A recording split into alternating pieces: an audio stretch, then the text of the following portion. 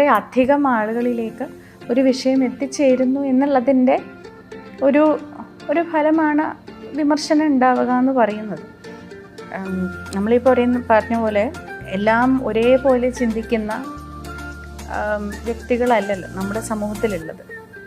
പലരും അവരവരുടെ അനുഭവത്തിൻ്റെ വെളിച്ചത്തിലാണ് അവരവരുടെ അഭിപ്രായങ്ങൾ രേഖപ്പെടുത്തുന്നത്. അപ്പോൾ അതുകൊണ്ട് തന്നെ അങ്ങനെ വിമർശനങ്ങൾക്ക് എതിരായിട്ട് എനിക്ക് പ്രത്യേകിച്ച് ഒന്നും ചെയ്യാനായിട്ട് തോന്നിയിട്ടില്ല. പക്ഷേ ഞാൻ ചെയ്ത ഒരു പ്രവൃത്തി കാരണം, ഞാൻ നേരത്തെ പറഞ്ഞതുപോലെ, അല്ലെങ്കിൽ ചെയ്യാതിരിക്കുന്ന ഒരു പ്രവൃത്തി കാരണം മറ്റുള്ളവർ ബാധിക്കപ്പെടുന്നു എന്നുള്ള ഒരു ബോധം അതെപ്പോഴും മനസ്സിലുണ്ടാവാറുണ്ട്.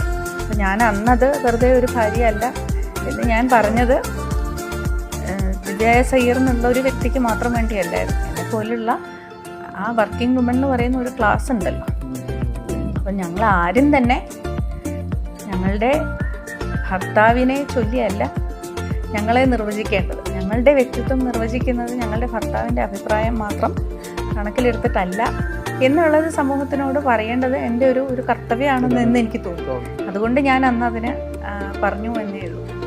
അങ്ങനെ അല്ലാതെ വ്യക്തിപരമായിട്ട് വിമർശനങ്ങൾ വരുന്നത് I always think that it's a sign of a healthy society and it's a sign of societal growth.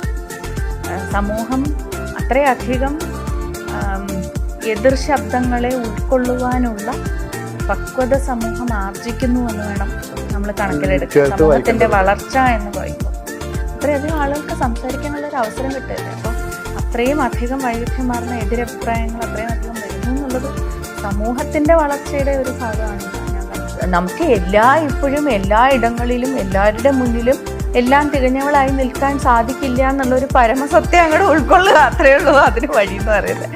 പക്ഷേ only solution towards attaining A balance. Because നമ്മൾ ആരും സൂപ്പർ ഹ്യൂമൻസ് അല്ല. എല്ലാവരും അവരവരുടേതായിട്ടുള്ള all of us have our own baggages of vulnerabilities which is built within us. So you have to keep dealing with that and going ahead.